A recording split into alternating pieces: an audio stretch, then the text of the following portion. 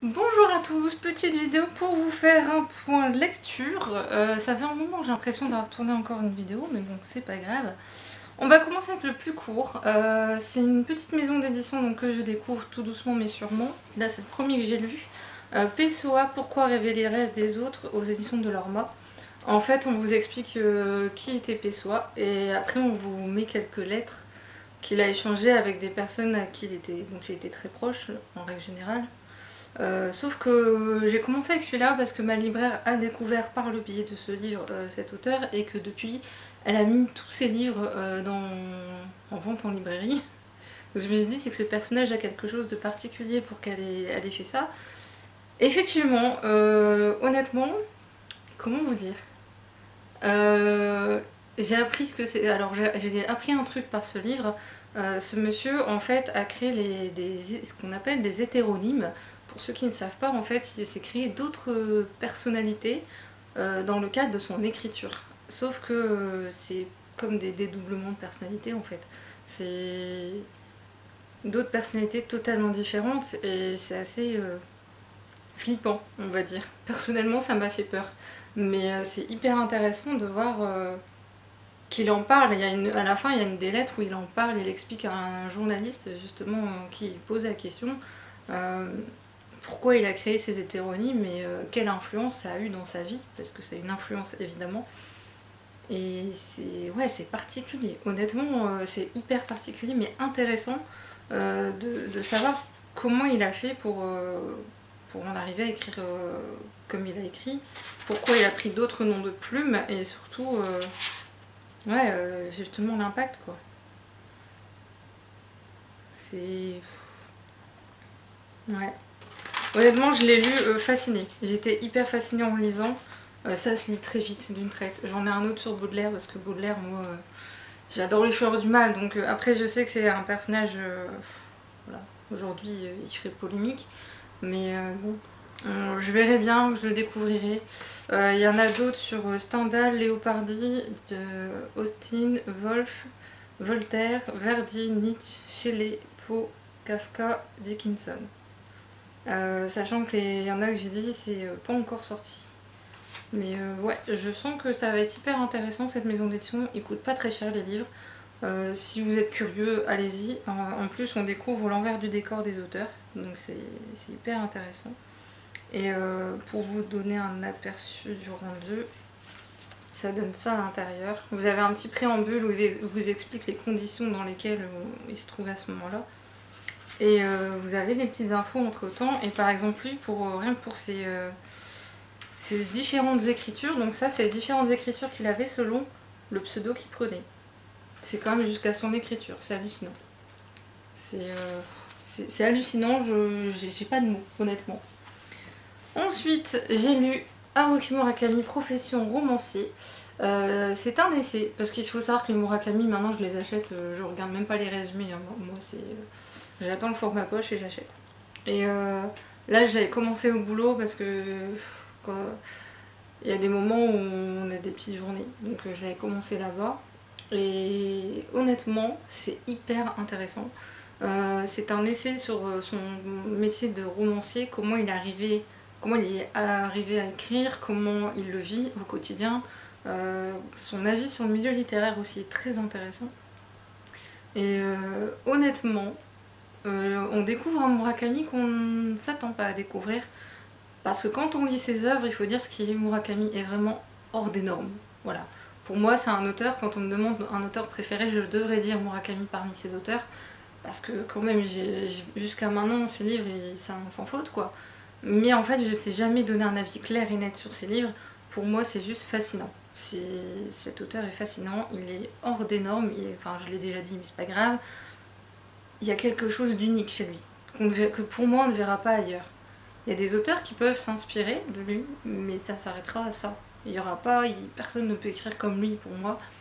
Et justement, de lire ce livre-là, c'est hyper intéressant. C'est même drôle parce qu'il utilise des expressions, des comparaisons qui m'ont fait rigoler, quoi. Et je me dis, ce monsieur, à discuter avec lui, ça doit être hyper intéressant. Parce qu'on sent qu'il est très humble, il n'a pas d'orgueil, il considère juste qu'il écrit, il a sa façon de faire et lui il explique comment il fait. Après chacun a sa méthode. J'ai trouvé très intéressant sa vision du métier d'auteur et surtout de comment faire attention à soi en étant auteur. Parce que ça, c'est une vision que j'avais pas du tout des choses. Le milieu littéraire au Japon, il en parle très bien aussi. Ça a été hyper instructif. J'ai appris des trucs que je ne connaissais pas. Et ça me donne envie de me pencher sur la question du coup. C'est franchement... Alors franchement, il y a des extraits de critiques derrière et je suis hyper d'accord quoi. D'habitude, les essais, c'est hyper chiant. Enfin, faut dire ce qui est. On lit ça pas d'une traite, mais là, si, parce qu'il fait ça de manière... c'est comme si vous étiez en face à face et vous discutiez avec lui, quoi. Ouais. Honnêtement, j'ai adoré, c'était hyper intéressant. Et je crois que c'est le dernier livre parce qu'en fait, sa traductrice officielle en France est décédée il y a je sais plus combien de temps. Donc je crois que c'est le dernier qu'elle a traduit, il me semble. Ou l'un des derniers, je sais plus du tout. Mais franchement, ouais, j'ai beaucoup aimé. J'ai bien aimé les titres des chapitres aussi. Et l'évolution aussi de son écriture. Il en parle beaucoup de l'évolution de son écriture et du fait que ça évolue tout le temps. Il a un avis aussi sur la société japonaise qui est pas inintéressant. Et il y a des choses qu'il dit qui sont valables. Enfin, certes, au Japon, c'est plus criant qu'ailleurs, c'est vrai. Mais en France, on n'est pas mieux. Voilà. Je me suis dit, j'aurais eu enfin, un camion en face de moi, j'aurais dit, viens en France, tu verras, c'est pas mieux. Ensuite, on va passer encore un classique. Kafka, la métamorphose. Alors là, je me demande bien comment je vais faire la critique de ce livre écrite, parce que déjà à l'oral, déjà quand je l'ai lu, pareil, je l'ai commencé au boulot aussi. Et d'ailleurs, une de mes collègues m'a dit, il a l'air... t'as pas l'air enthousiaste. Je dis c'est surtout qu'il est hyper space. Honnêtement, en fait, c'est un recueil de nouvelles, contrairement à ce qu'on croit. Et dans la première nouvelle, c'est la plus importante, en fait, elle prend la moitié du livre à peu près, je crois. Si je me trompe pas, ouais, elle prend pas quasiment la moitié du livre. Dans la première, en fait, on découvre Grégoire Samsa qui se retrouve un matin transformé en vermine. Et sauf que, forcément, qu'est-ce qui s'est passé et comment vivre avec ça? C'est un peu ça l'idée. Au début, il faut accepter l'idée quand même qu'on vous propose, parce qu'on rentre dans le vif du sujet. Hein, Grégoire se réveille, on est dans ses pensées et il découvre qu'il n'a plus le corps d'un être humain mais d'une vermine. Vous êtes là, what? Tu rentres direct dedans en fait, après la transformation. Et l'impact que ça va avoir, etc. Et au début, vous êtes un peu sceptique et au fur et à mesure, vous prenez au jeu en fait. Vous rentrez dans le truc et vous n'avez aucun avis. Vous suivez juste l'histoire et vous pensez à rien d'autre. Vous pensez à rien en fait, même pour ainsi dire. Et il y a d'autres nouvelles après. Je m'en souviens pas trop étonnamment. Si médecin de campagne, je m'en souviens plutôt bien. Après les autres, elles m'ont pas frappé plus que ça. Ouais, elles m'ont pas frappé plus que ça. Honnêtement, par rapport à ce qu'on m'a dit de ce livre, on m'a dit que c'est quand même un grand auteur, un classique. Et là, en lisant ça, ouais, le rapport pour une académie, si, c'était pas mal ça. Je me dis, on devrait faire ça aussi en France, apparemment. Mais ouais, les autres nouvelles sont... On voit que c'est des choses, à mon avis, qu'il a écrit pour lui à la base et que c'était pas voué peut-être à une publication, je sais pas trop. C'était des idées qu'il a écrit comme ça et que si ça a été publié après sa mort, c'est pas sympa pour lui, il avait peut-être pas envie. Mais ouais, je suis... je sais pas. J'avoue que de tout ce livre, je pense qu'ils auraient pu juste mettre la métamorphose et pas le reste. Parce que le reste m'a pas... Je l'ai lu plus simplement, on va dire, mais sans entrain. On va dire ça. Ensuite, j'ai lu... comment on prononce ça? Erabundus, on va le dire comme ça, hein, de Gustave Auguste. C'est la nouvelle édition, parce qu'apparemment il y en avait fait plusieurs. En fait, j'avais acheté trois livres qui composent une même saga, si on peut dire ça comme ça. Et j'avais commencé par La chute d'Antémisia. Sauf que quand je l'ai commencé, j'avais l'impression d'arriver au milieu de quelque chose. Et ça m'a perturbée. Donc j'ai demandé à l'auteur et il m'a dit, va commencer peut-être par celui-là parce que c'est avec ça qu'il a commencé l'univers. Effectivement, c'est beaucoup mieux. Je vous le dis d'office. En fait, on suit... alors déjà, l'objet livre, soyons honnêtes, est juste magnifique. En plus, couverture détachable, voilà. Bon, je vous l'ai déjà présenté, mais je me remettrai jamais, je crois, de l'objet livre qui est juste d'une beauté incroyable. Et en fait, vous avez un chapitre sur deux à peu près, je pense, ouais, dans ces eaux-là, qui est un chapitre du point de vue de Diane et un autre de Lazare. Donc on suit leur histoire à ces deux personnages, et il y a Enzo en fond aussi, qu'on rencontre. Et en fait, on découvre... en fait, Diane a vécu quelque chose de très grave, je sais pas si je peux le dire, et ça va la rapprocher de Lazare, et elle, justement, c'est son journal intime plus ou moins qu'on découvre. Et forcément, on se rapprocher, je fais pas un dessin. Sauf que Lazare, son meilleur pote, c'est Enzo, et que je vais pas expliquer trop de choses, mais parce que je vais spoiler sinon. Et honnêtement, tout le long, je me suis dit, mais quel est le rapport entre l'histoire de Lazare et celle de Diane? Tout le long. Et à la fin, j'étais, non, mais c'est... Et ouais, alors c'était chouette. Et c'est là où vous entendrez le mais. Le mais, je ne sais pas ce que c'est. Je pense que...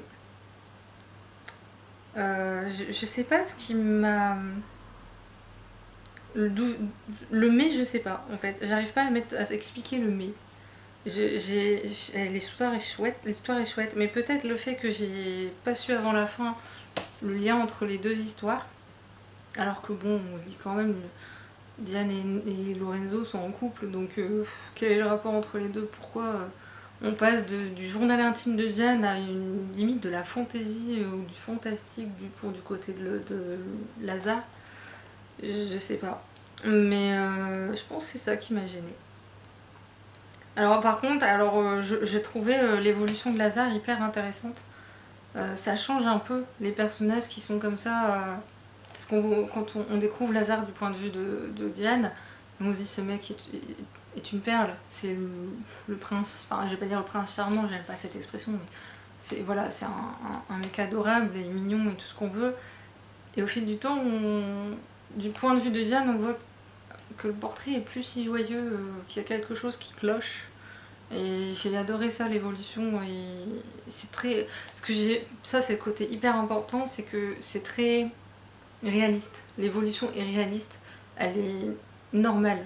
Je veux dire, dans la vie normale, ça pourrait arriver à n'importe qui. C'est ça un peu l'idée. Mais ouais, je crois qu'il aurait peut-être dû présenter différemment peut-être les choses. Et en même temps, je me dis, s'il avait présenté les choses différemment en expliquant pourquoi il y a cette différence entre les deux points de vue, je pense que ça aurait peut-être gâché l'effet de surprise. Donc voilà, je suis partagée, j'arrive pas trop à me décider. J'aime beaucoup les graphismes. Et à la fin, vous avez plein de dessins qu'il a fait comme ça pour tester un petit peu des choses. J'espère que je spoil rien en vous montrant ça. Mais, et en fait, il y a une première version qui était plus longue, mais ils l'ont retouchée après plusieurs années après en fait. Et j'ai la suite qui est là-bas. Ensuite, en quête d'un grand peut-être de Tom et Nathan Lévesque. Est-ce qu'ils considèrent que c'est une maison d'édition ou pas d'ailleurs?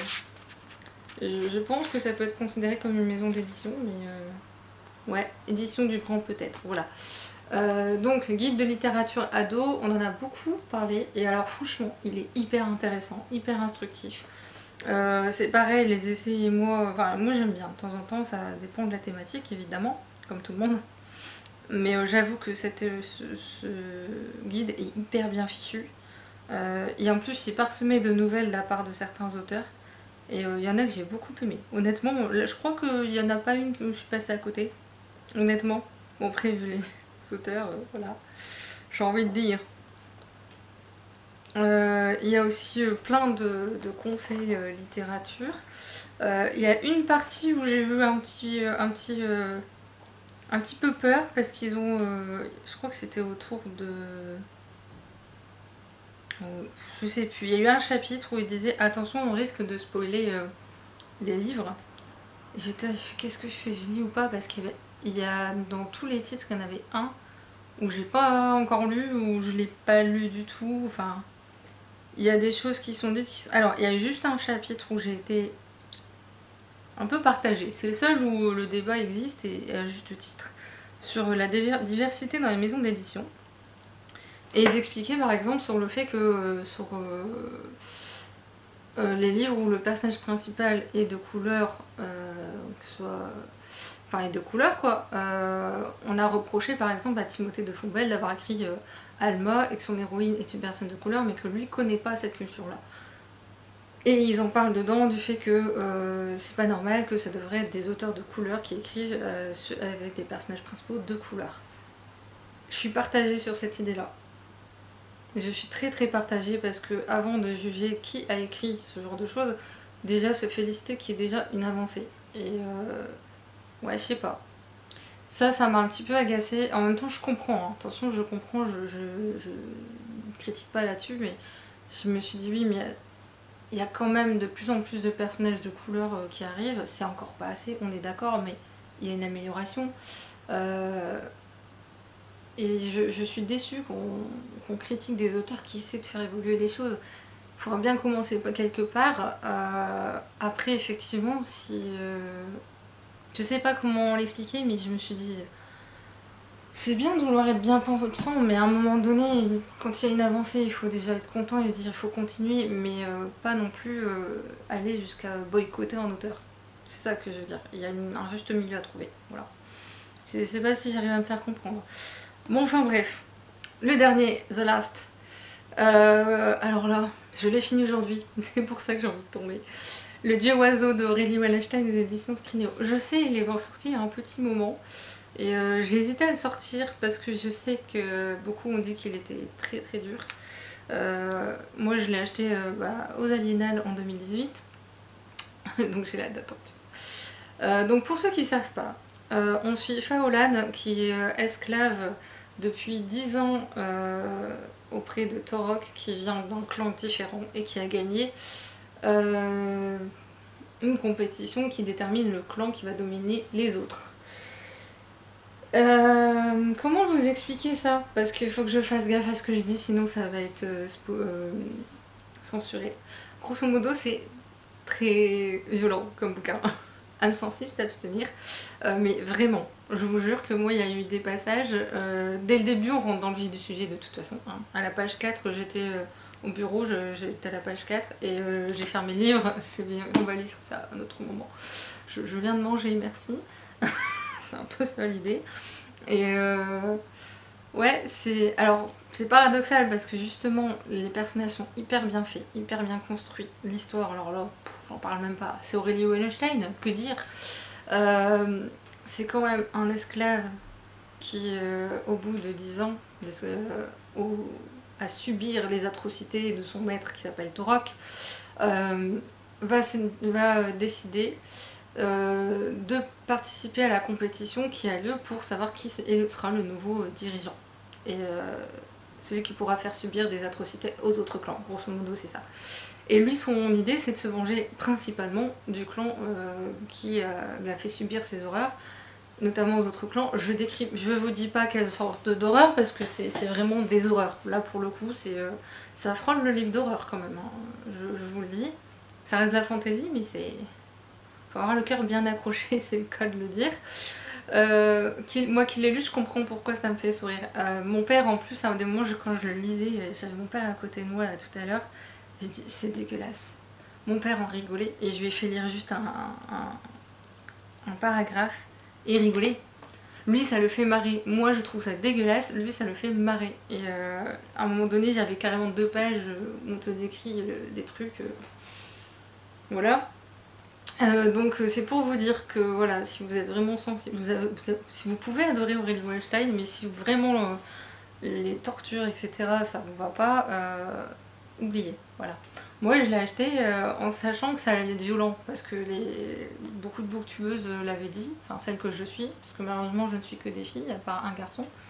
Et du coup, ouais, moi je l'ai acheté en me disant oui, mais c'est de la fantaisie, c'est normal, c'est violent. Je m'attendais pas à ce type de violence, encore moins à cette description, qui sont quand même hyper bien réelles. Enfin, je visualisais la scène en fait, c'est ça le pire.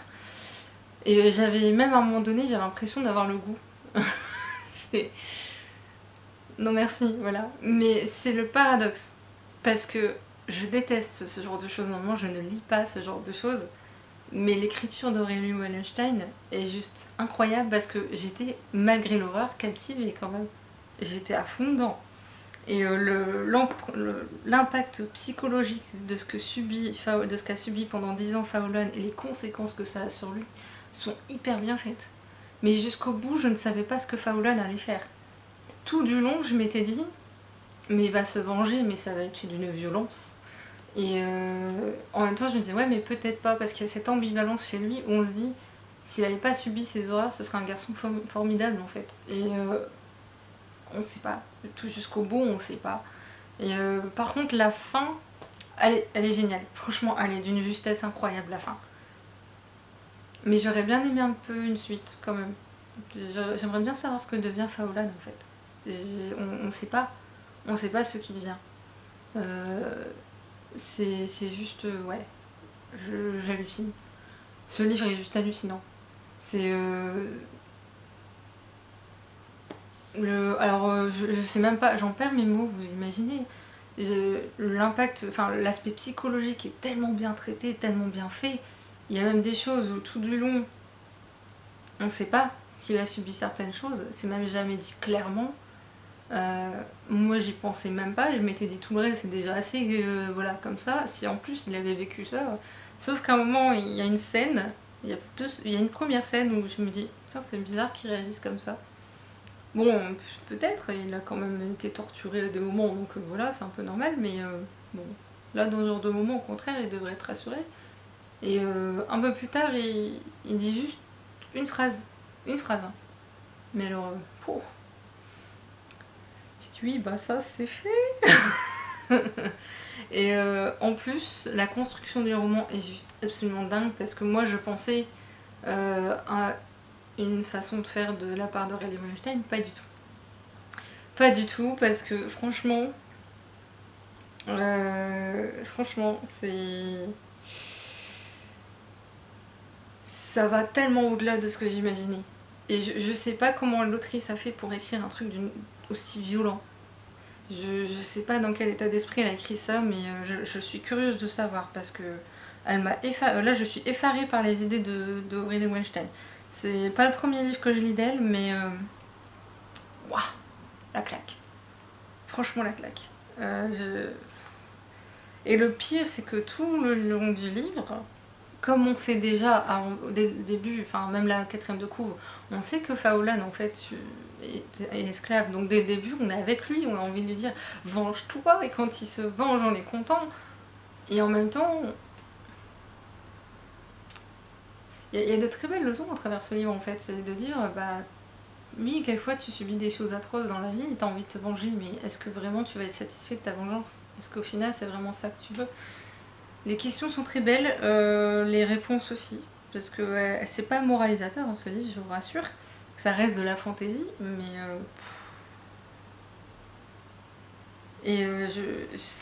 elle va quand même jusqu'à la folie. Hein. Elle va traiter jusqu'à la folie quand même. Sauf qu'elle a fait un autre livre qui est là, Yardam, qui est caché là. Yardam, apparemment, qui a fait beaucoup de débats auprès de la blogosphère. Moi, je l'ai pas encore lu, et comme il est plus gros que celui-là et que ça traite de la folie apparemment mentale, ou de problèmes mentaux, je sais pas exactement, mais déjà celui-là, il y est pas mal. On est quand même limite au syndrome de Stockholm hein, là-dedans. Je trouve qu'à un moment donné, j'y pensais. Et je me suis dit, mais elle était hyper loin, quoi. Je m'attendais pas à ça de sa part. Pourtant, ses romans sont déjà... voilà. Mais celui-là, pour vous dire que mon père lit pas de fantaisie, je vais lui prêter. Lui il adore tout ce qui est glauque, donc lui ça le fait marrer, hein. Donc je vais lui prêter. Mais waouh, waouh, waouh. Et c'est ça le paradoxe, c'est que j'ai réussi à lire ça, j'ai pris une pause juste 1 heure, et, enfin, un peu avant manger, un peu avant après, le temps de, voilà, de bien digérer pour pas vomir, mais voilà, je suis effarée. J'en perds mes mots. Et en même temps, je suis là à me dire, est-ce que c'est un coup de cœur quand même? Est-ce qu'on va jusqu'au coup de cœur? Et ma voix intérieure me dit oui. Oui, parce que franchement, elle m'a mis une sacrée claque là. J'ai hâte de la voir en salon pour parler, parce que là j'ai des choses à lui dire. Et bon, la couverture est à l'image du roman, franchement. Elle est très très bien faite. C'est... Il y a des choses auxquelles je m'attendais pas, à un moment donné j'arrive à faire. Bah, c'est tout. Moi je m'attendais à autre chose, j'étais limite déçue, mais je me dis bon, il y a une suite, mais du coup je partais sur la suite un peu en mode déçu quoi. Et sauf que la suite en fait m'a mis un retournement de situation, mais de dingue, c'est hallucinant. Je m'incline devant Aurélie Wallenstein, mais bon, je devrais pas être surprise. Cette dame a un talent incroyable. Je vais essayer de faire la chronique pas aujourd'hui parce que mon internet a planté, voilà, ça c'est fait. Voilà, je crois que je vais m'arrêter là parce que je perds mes mots sur ce livre, c'est juste hallucinant. Sur ce, j'espère que cette vidéo vous aura plu, j'espère que vous allez bien, n'hésitez pas à commenter, liker, partager, à me dire ce que vous avez lu dernièrement, vos derniers coups de cœur, ou déceptions si vous avez envie, vos derniers achats aussi, c'est toujours intéressant. Et sur ce, je vous souhaite un bon week-end et je vous dis à bientôt, salut!